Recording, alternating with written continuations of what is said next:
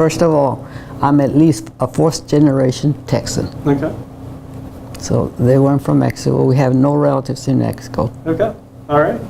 Okay, we can just talk a little bit more about their history and that. Well, So. my father was born in Bracketville, Okay. Texas. My mother was born in Taylor, Texas. My siblings, I'd say about 5 of us were born in Brady, Texas.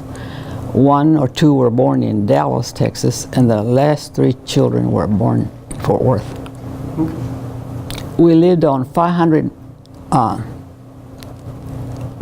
2nd downtown.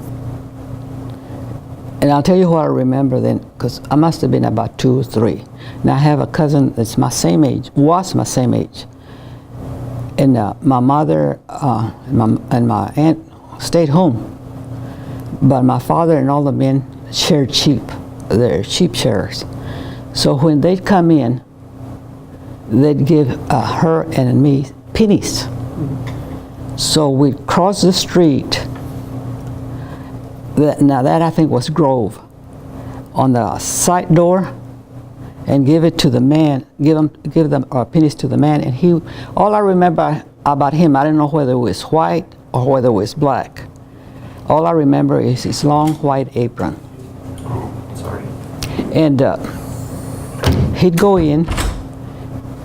It was a saloon. It was a big building, and it had a balcony. And when he'd go in, we'd peek around the door, and we saw, you know, where they put their feet, the chrome and the spittoons. It was empty because it was during the day. But that's all I remember. And then we'd get our peanuts and go back across the street. But the oddest thing I remember, and I didn't know what was going on because I'll tell you, we were about that age. And next, behind that saloon were 3 shotgun houses. We played outside, and I remember there was a black, heavyweight black lady sitting on a chair in bra and panties and hollering. You know, we didn't know what she was saying, but my mother and my aunt would say, "Come in the house." And you know, back then you didn't say why, nothing, you just went. So we'd go in, and it was years later that I asked one of my other cousins, which was a lot older than me, what was that about? Because it was a neighborhood. There was 2nd Street on 1st Street where a lot of Mexican people lived. And I never saw the front, but we could see the back. And it was a white house with steps going down and nothing but rock. And she said, "Didn't you know there were prostitutes?"